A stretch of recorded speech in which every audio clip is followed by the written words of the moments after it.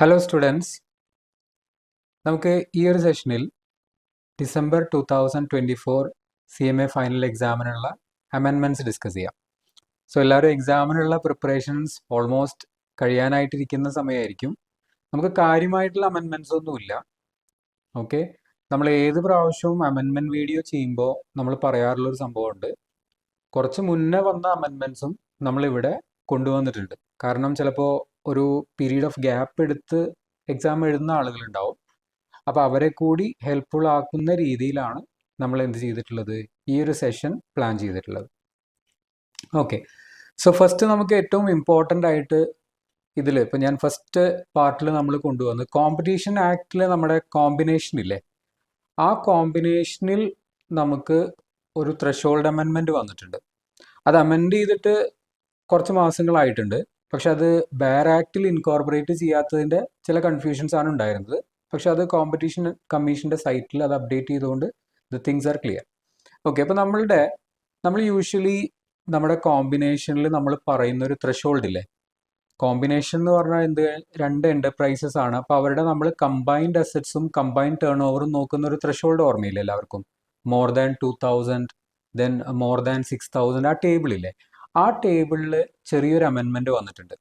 അപ്പോൾ 2016 നമുക്കൊരു അമെൻമെൻറ്റ് വന്നത്. അതിനുശേഷം പിന്നെ വരുന്നത് 2024 ആ അമെൻമെൻറ്റ് വരുന്നത്. അപ്പോൾ അതിൽ ശ്രദ്ധിക്കേണ്ട ഒരു പോയിന്റ് എന്താണെന്ന് വെച്ച് കഴിഞ്ഞാൽ, നിങ്ങൾ അതിൻ്റെ bare material or bare act നിങ്ങൾ വായിക്കുമ്പോൾ, അല്ലെങ്കിൽ ഈ നോട്ടിഫിക്കേഷൻ വായിക്കുമ്പോൾ നമുക്ക് കാണാൻ പറ്റിയ ഒരു 150% ഇൻക്രീസ് ഉണ്ട് എന്നാണ് കാണാൻ പറ്റുക. ഓക്കെ, 150% ഹൈക്ക് ചെയ്തു എന്നാണ് കാണാൻ പറ്റുക. പക്ഷേ ആക്ച്വലി എന്താ സംഭവം എന്ന് വെച്ചാൽ, നമ്മുടെ സെക്ഷൻ 5 ബെയർ ആക്ടിൽ 1000 എന്നാണ് പറഞ്ഞിട്ടുള്ളത്. ഞാൻ ക്ലാസ് എടുക്കുമ്പോൾ പറഞ്ഞിട്ടുണ്ടാവും 1000 ആയിരുന്നു ആക്ടിൽ. അപ്പോൾ അത് 100% ഇൻക്രീസ് ചെയ്തിട്ടാണ് എന്ത് വന്നത്, 2000 crore ആക്കി മാറ്റിയത്. അപ്പോൾ ഇവിടെ 2000 ആണെങ്കിൽ ഞാൻ പറഞ്ഞിട്ടുണ്ട് അതിൻ്റെ 3 times ആയിരിക്കും എവിടെ വരുന്നത്, ടേൺ ഓവറിൽ വരുന്നത്. അങ്ങനെ ഞാൻ പറഞ്ഞിട്ടില്ല. ഓക്കെ, അപ്പോൾ 150% എന്ന് പറയുന്നത് that 150% will be taken from the base of 1000 crore. അതായത് ബെയർ ആക്ടിൽ ഉള്ള 1000 crore 150% എന്നാണ് അവിടെ ഉദ്ദേശിക്കുന്നത്. അപ്പം നമ്മളിപ്പോൾ ഇത്രയും കാലം 2016 ശേഷം നമ്മൾ നോക്കിയിരുന്ന എത്രയാണ്, 2000 crore, ടേൺ ഓവർ 8000 crore എന്ന് പറഞ്ഞിട്ടല്ലേ നമ്മൾ നോക്കിയിരുന്നത്. അപ്പം ശരിക്കും നമ്മൾ നോക്കിയിരുന്ന ഭാഗത്തിൻ്റെ 25% ആണ് ഇൻക്രീസ് വരുള്ളൂ. മനസ്സിലായോ ഞാൻ പറഞ്ഞത്? കൺഫ്യൂഷൻ ആവുന്നില്ലോ? നിങ്ങൾ വായിക്കുമ്പോൾ കൺഫ്യൂഷൻ ആവരുതെന്ന് വിചാരിച്ചിട്ടാണ് ഞാൻ പറഞ്ഞത്. ബെയർ ആക്ടിൽ പറഞ്ഞിട്ടുള്ളത് 1000 crore 3000 crore ആണ്. അത് 2016 നോട്ടിഫിക്കേഷൻ വഴി 100% ഇൻക്രീസ് ചെയ്തു. ഓക്കെ, അപ്പോൾ അത് 2000 6000 ആയിട്ട് മാറി. ഇപ്പോൾ 150% ഇൻക്രീസ് എന്ന് പറയുമ്പോൾ അത് 150 will be taken by taking 1000. അതിൽ ബെയർ ആക്ടിൽ പറയുന്നതിനെ നമ്മൾ ബേസ് ആയിട്ട് എടുത്തിട്ടാണ് അവിടെ എടുക്കുന്നത്. ഓക്കെ, അപ്പോൾ നമ്മൾ ജസ്റ്റ് ഇത്രയും നോക്കിയാൽ മതി. നമ്മൾ നോക്കുന്നതിൻ്റെ ഒരു 25% ഇൻക്രീസ് നമ്മൾ മനസ്സിലാലോചിച്ച് വെച്ചാൽ മതി. എക്സാം നെക്സ്റ്റ് വീക്കാണ്. അപ്പം നമുക്ക് ഇത് ആലോചിക്കാൻ ഏറ്റവും സിമ്പിൾ, നമ്മൾ 2000 അല്ലേ നോക്കിയിരുന്നത്, ആ 2000 25% നമ്മൾ ഇൻക്രീസ് ചെയ്യാം. അപ്പോൾ എത്ര വരും, 500 crore ഇൻക്രീസ് ആവും. അപ്പോൾ 2500 crore ആയിട്ട് മാറും. അപ്പോൾ ഇവിടെ ഓട്ടോമാറ്റിക്കലി 7500 crore ആയിട്ട് മാറും. ഗ്രൂപ്പ് ആണെങ്കിൽ നമുക്ക് 8000 അല്ലേ ഉണ്ടായിരുന്നത്, ആ 8000 25% എന്ന് പറഞ്ഞാൽ എത്രയായിരിക്കും, 8000 25% എന്ന് പറയുമ്പോൾ അത് 2000 crore ആണ്. അപ്പോൾ 10,000 crore ആയിട്ട് എമൗണ്ട് മാറും. ഓക്കെ, അല്ലെങ്കിൽ നമുക്ക് ഇവിടെ അറിയാം ഇതിൻ്റെ 4 times ആണ് ഇങ്ങോട്ട് വരിക എന്നുള്ളതും നമുക്കറിയാലോ. ഓക്കെ, ഇവിടെ 10,000 ആവുമ്പോൾ ഇവിടെ ഓട്ടോമാറ്റിക്കലി എന്തായിട്ട് മാറും, 30,000 crore ആയിട്ട് മാറും. ഓക്കെ, ഇനി നെക്സ്റ്റ് വൺ നമ്മൾ പറയുന്നത് എന്താണ്, പുറത്ത് എൻ്റർപ്രൈസിന് പുറത്ത് അസറ്റോ ടേൺ ഓവറോ ഉണ്ടാകുന്ന സിറ്റുവേഷൻസ് നമ്മൾ പറയില്ലേ, അവിടെ നമ്മൾ 1 billion അല്ലേ പറഞ്ഞിരുന്നത്. അപ്പോൾ 25% വരുമ്പോൾ എത്രയായിരിക്കും, 1.25 billion ആയിരിക്കും. മിനിമം ത്രഷോൾഡ് നമ്മൾ 1000 അല്ലേ പറഞ്ഞത്, അവിടെ 1250 crore ആയിട്ട് മാറും. ഒക്കെ 25% ആണ് കൂടിയിട്ടുള്ളത് കേട്ടോ. ഞാൻ 25% എന്ന് പറയാൻ കാരണം എന്താ പറയുക, നമുക്ക് എക്സാമിനെ എളുപ്പമാക്കാൻ വേണ്ടി മാത്രമാണ് പറഞ്ഞത്. ഓക്കെ, എല്ലാം നമ്മൾ പഠിച്ച സംഭവത്തിൻ്റെ കൂടെ ഒരു 25% നമ്മൾ ആഡ് ചെയ്താൽ മതി. ഇവിടെ 1.25 ആവുമ്പോൾ ഇവിടെ 3.75 ആവും, ഇവിടെ 3750 crore ആയിരിക്കും. ഓക്കെ, ദെൻ നമ്മളിവിടെ നോക്കിയത് 4 billion ആണ്, അവിടെ 5 billion ആയി. The Indian component will remain the same. Okay, അപ്പോൾ ഇതാണ് കോമ്പറ്റീഷൻ ആക്ടിൽ മെയിനായിട്ട് വരുന്ന ഒരു അമെൻമെൻറ്റ് എന്ന് പറയുന്നത്. ഓക്കെ അല്ലേ, ക്ലിയർ അല്ലേ? Yes. So will move to the second part. Second part എന്ന് പറയുന്നത് ഇൻകോർപ്പറേഷൻ ഓഫ് കമ്പനിയാണ്. ഇത് ഓൾറെഡി നമ്മൾ നോക്കിയ സംഭവം തന്നെയാണ്, ഓൾറെഡി നിങ്ങൾക്ക് അറിയുന്ന സംഭവമാണ്. ഞാൻ പറഞ്ഞു മുന്നേ നോക്കി. ഇപ്പോൾ if any one is writing the exam after A long period അല്ലെങ്കിൽ ഒരു ഗ്യാപ്പിന് ശേഷം എക്സാം എഴുതുന്ന ആൾക്കാർക്ക് വേണ്ടിയിട്ടുള്ളതാണ് നമ്മളിത് പറയുന്നത് കേട്ടോ. സോ സ്മോൾ കമ്പനി ഉണ്ട്, resident in O P C ഉണ്ട്, conversion of O P C ഉണ്ട്. സോ സ്മോൾ കമ്പനിയുടെ സെക്ഷൻ 2 ക്ലോസ് 85 അവിടെ 50 ലാക്കും അതേപോലെ തന്നെ 2 crore ആയിരിക്കും പറയുന്നത്. അത് specification of definition detail rule വഴി അവിടെ എന്താക്കി മാറ്റിയിട്ടുണ്ട്, 4 crore മുകളിലല്ലാത്ത 40 crore മുകളിലല്ലാത്ത കമ്പനീസ് ആണ് ഇപ്പോൾ സ്മോൾ കമ്പനീസ് ആയിട്ട് എടുക്കുന്നത്.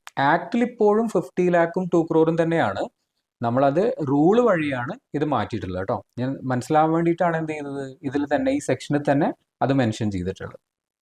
Then resident in O P C 1% company നമുക്ക് ഇൻകോർപ്പറേറ്റ് ചെയ്യാൻ പറ്റുന്നത് നാച്ചുറൽ പേഴ്സൺ ആണ് ചെയ്യാൻ പറ്റുന്നത്. സിറ്റിസൺ ആവണം എന്ന് നിർബന്ധമായിരുന്നു, റെസിഡന്റ് ആകണം എന്ന് നിർബന്ധമായിരുന്നു. പക്ഷെ കോവിഡ് സമയത്ത് വന്ന അമെൻമെന്റ് ആണ്, അത് റെസിഡന്റ് ആവാം അല്ലാതിരിക്കാം എന്ന് പറയുന്ന പ്രൊവിഷനിലേക്ക് എത്തിയിട്ടുണ്ട്. ഓക്കെ, സോ മിനിമം 120 days കഴിഞ്ഞ ഫൈനാൻഷ്യൽ ഇയറിൽ നിൽക്കുന്ന ആളെയാണ് നമ്മൾ എന്ത് ചെയ്യുന്നത്, റെസിഡന്റ് എന്ന് പറയുന്നത് ഒ പി സി ടേംസിൽ കേട്ടോ.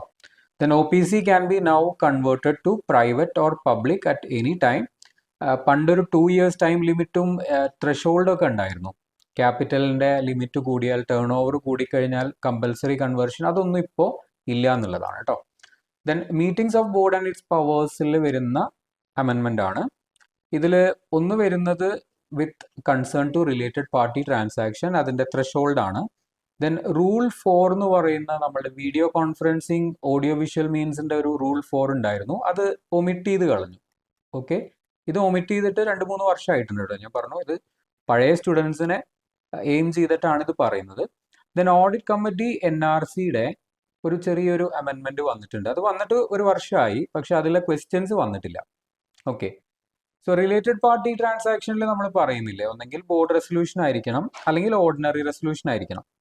Means board resolution plus ordinary resolution ആയിരിക്കണം രണ്ടാമത്തെ സിറ്റുവേഷനിൽ. അപ്പോൾ ഈ ഓർഡിനറി റെസൊല്യൂഷൻ നമുക്ക് ആവശ്യമുള്ള സിറ്റുവേഷനിൽ നമ്മൾ പറയുന്നതിന് ത്രഷോൾഡ് പറയുന്നില്ലേ, അതിൽ supply of goods or materials ആണെങ്കിൽ അവിടെ നമ്മുടെ ത്രഷോൾഡ് വരുന്നത് എത്രയാണ്, 10% of turn over or above ആണ് നമുക്ക് അവിടെ വരുന്നത്. Okay, then property buying or disposing ആണെങ്കിൽ 10% ഓർ മോർ ഓഫ് നെറ്റ്വർത്ത് ആണ് അവിടെ വരുന്ന ലിമിറ്റ്. ഒരു 100 crore ലിമിറ്റ് ഒക്കെ ഉണ്ടായിരുന്നില്ലേ മുന്നേ, അതൊക്കെ എടുത്തു കളഞ്ഞു. Leasing of property amounting to 10% or more of turnover, availing or rendering of any services amounting to 10% or more of turnover. Okay, അപ്പോൾ ഇതിൽ ശ്രദ്ധിക്കേണ്ടതെന്ന് പറഞ്ഞാൽ ടേൺ ഓവർ ആണ് അധികം വരുന്നത്, നമ്മുടെ പ്രോപ്പർട്ടി ഡിസ്പോസിങ് ഓർ സെല്ലിങ്ങിൽ മാത്രമാണ് നമ്മൾ നെറ്റ്വർത്ത് കൊണ്ടുവരുന്നത് കേട്ടോ. ദെൻ VC/OAVM നമ്മൾ ഡീല് ചെയ്യാൻ പാടില്ലാത്ത കാര്യങ്ങൾ പറഞ്ഞിട്ടുണ്ടായിരുന്നില്ലേ. ഇപ്പോൾ VC/OAVM നമ്മൾ എടുക്കുമ്പോൾ ഫിസിക്കൽ കോറം ഇല്ലെങ്കിൽ നമുക്ക് VC/OAVM ഡിസ്കസ് ചെയ്യാൻ പാടില്ല എന്ന് പറയുന്ന കാര്യങ്ങളായിരുന്നു ഇതൊക്കെ. അതായത് ഫൈനാൻഷ്യൽ സ്റ്റേറ്റ്മെൻറ്റും ബോർഡ്സ് റിപ്പോർട്ടും പ്രോസ്പെക്ടസും consolidated financial statement, approval of matters relating to amalgamation, merger etcetera, ഇതൊന്നും ഡിസ്കസ് ചെയ്യാൻ പാടില്ല എന്നായിരുന്നു പറഞ്ഞിരുന്നത്. ഈ ഒരു റൂൾ എന്ത് ചെയ്തു, ഒമിറ്റ് ചെയ്തു ഇൻ ദ സെൻസ് ഇത് കോവിഡിന്റെ സമയത്ത് പ്രാക്ടിക്കൽ അല്ലാതെ, കോവിഡിന്റെ സമയത്ത് ഒബ്വിയസ്ലി അത് പ്രാക്ടിക്കൽ ആവില്ലല്ലോ. അപ്പോൾ എന്ത് ചെയ്തു, ഈ ഒരു പ്രൊവിഷൻ ഒമിറ്റ് ചെയ്ത് കളയാണ് ഉണ്ടായിട്ടുള്ളത് കേട്ടോ. യെസ്, ദെൻ NRC അതേപോലെ തന്നെ ഓഡിറ്റ് കമ്മിറ്റിയുടെ നമ്മുടെ ത്രഷോൾഡ്സ് നമ്മൾ പറയില്ലേ, അതെന്താ പറയുന്നത്, paid up capital 10 crore or above, turnover 100 CR or above, outstanding aggregate loan debenture deposit in excess of 50 crore പറയില്ലേ. അപ്പം നമ്മൾ നോർമലി എന്താ പറയുന്നത്, ഒരിക്കൽ ഈ പറയുന്ന പ്രൊവിഷൻസ് അപ്ലിക്കബിൾ ആയിക്കഴിഞ്ഞാൽ പിന്നെ ഈ കമ്മിറ്റി ലൈഫ് ലോങ് അപ്ലിക്കബിൾ എന്നല്ലേ നമ്മൾ പറഞ്ഞിരുന്നത്.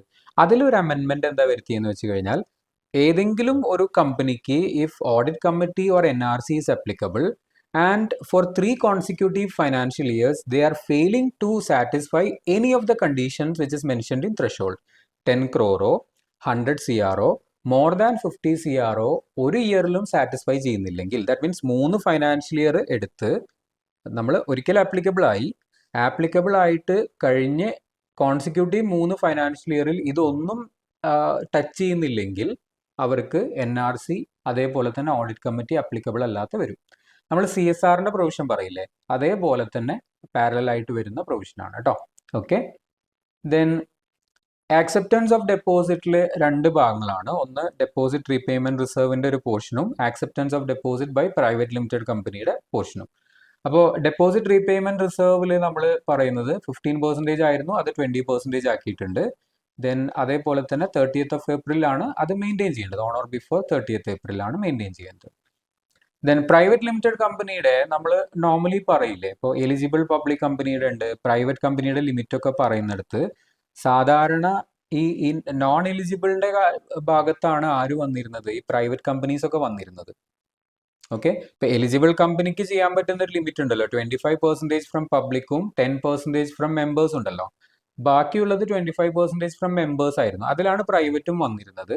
ഒരു നോട്ടിഫിക്കേഷൻ വഴി അത് എന്താക്കിയിട്ട് മാറ്റിയിട്ടുണ്ട്, 100% വരെ അവർക്ക് ആക്സെപ്റ്റ് ചെയ്യാം എന്നുള്ള പ്രൊവിഷനാണ് വന്നിട്ടുള്ളത് കേട്ടോ. Yes.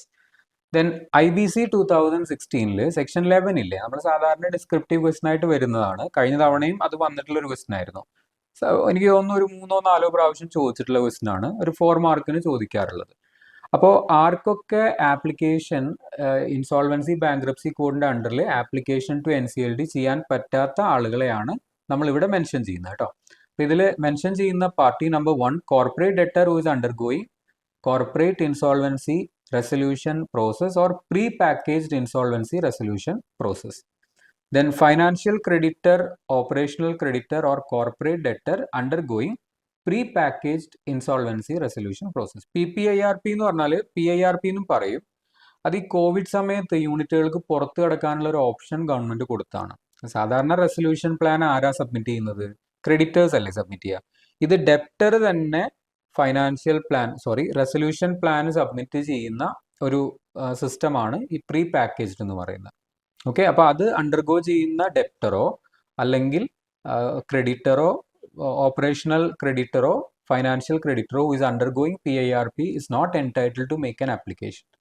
Then corporate debtor having been completed CIRP 12 months preceding date of application already ഉണ്ടായിരുന്നതാണ്.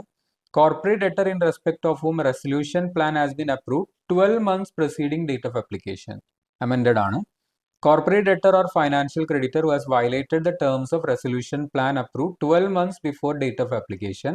Corporate debtor in respect of whom a liquidation order has been passed. അപ്പോൾ നമ്മളിവിടെ ഈ റെഡിൽ മെൻഷൻ ചെയ്തിട്ടുള്ളതാണ് ഇവിടെ അമെൻഡ് ചെയ്ത് അഡീഷൻ ആയിട്ട് കൊണ്ടുവന്നിട്ടുള്ള പോർഷൻ. ഓക്കെ, ഇനി സെബിയിൽ വരുന്ന പോർഷനാണ്. പിന്നെ persons who are not eligible to make IPO FPO lock in period in excess over minimum contribution portion, then monitoring agency portion. Okay, so persons who are not eligible to make IPO FPO willful defaulter ennulladine which is substituted by willful defaulter or fraudulent borrower. Amount for general corporate purposes shall not exceed general corporate purpose എന്താണ് കമ്പനിയുടെ general corporate purpose ഉണ്ടല്ലോ, which shall not exceed 35% ആണ്. Okay, then cap on price band shall be minimum 105% of floor price. Then promoters lock in period is reduce to, ഇത് 3 years ആയിരുന്നു. പ്രൊമോട്ടേഴ്സിന്റെ lock in period ഉണ്ടായിരുന്നത് 3 years ആയിരുന്നു, അത് 18 months ആയിട്ട് നേരെ പകുതിയാക്കിയിട്ട് ചുരുക്കിയിട്ടുണ്ട്. Then lock-in period for amount exceeding promoter contribution is reduced to 6 months from 1 year. Then അതേപോലെ തന്നെ നമുക്ക് issue size is exceeding 100 CR ആണെങ്കിൽ credit rating agency will be appointed as monitoring agency. Then അവർ എന്ത് ചെയ്യണം, they will be submitting report every quarter till 100% of the receipts are utilized. നമ്മൾ 95 എന്ന് പറഞ്ഞിട്ടുണ്ടായിരുന്നു, അതും അമെൻഡ് ചെയ്തിട്ട് എന്താക്കിയിട്ടുണ്ട്, 100% ആക്കിയിട്ട് മാറ്റിയിട്ടുണ്ട്. ഓക്കെ, ദെൻ IT ആക്ടിൽ നമുക്ക് ഒരു അമെൻമെന്റ് ആണ് 72A എന്ന് പറയുന്ന ഒരു പണിഷ്മെന്റിൽ നമ്മൾ 5 മാർക്കിന് ക്വസ്റ്റ്യൻ എക്സ്പെക്ട് ചെയ്യുന്ന ഒരു ചാപ്റ്റർ ആണ് IT ആക്ട് എന്ന് പറയുന്നത്. അതിൽ നമ്മുടെ പെനാൽറ്റി ഉണ്ടല്ലോ 72A ഇംപ്രിസൺമെന്റ് ഓർ പെനാൽറ്റി ആയിരുന്നു, അത് പെനാൽറ്റി അപ് ടു 25 lakh എന്നുള്ള പ്രൊവിഷനിലേക്ക് മാറ്റിയിട്ടുണ്ട്. ഓക്കെ, അപ്പൊ ഇതാണ് മെയിൻ അമെൻമെന്റ്സ് പറയുന്നത്. അപ്പൊ ഇതിൽ ഏറ്റവും നമുക്ക് റെലവെന്റ് ഈ ഒരു എല്ലാ കാര്യങ്ങളും അപ്ഡേറ്റഡ് ആയിട്ടുള്ള ഒരാൾക്ക് അപ്ലിക്കബിൾ ആകുന്നതെന്ന് നമ്മൾ പറയുന്നത് ഒന്ന് കോമ്പറ്റീഷൻ ആക്ടിന്റെ സെക്ഷൻ 5ന്റെ ത്രഷോൾഡ് അമെൻമെന്റ് ആണ്, which you should be very careful. പിന്നെ നമ്മൾ ആ മോണിറ്ററിംഗ് ഏജൻസിയിൽ നമ്മൾ 95 ആണ് പറഞ്ഞിരുന്നത്, അത് 100 ആയിട്ടുണ്ട്. ബാക്കിയൊക്കെ മുന്നേ വന്നിട്ടുള്ള സംഭവങ്ങളാണ് കേട്ടോ. Okay, yes. അപ്പോൾ ഇത്രയാണ് ഇതിൽ ആപ്ലിക്കബിൾ ആകുന്ന പ്രൊവിഷൻസ് വരുന്നത്. Then I think the discussion is clear to everyone. നമുക്കറിയാം നെക്സ്റ്റ് വീക്കാണ് exam. Okay, all the best for your exam. Thank you and good luck.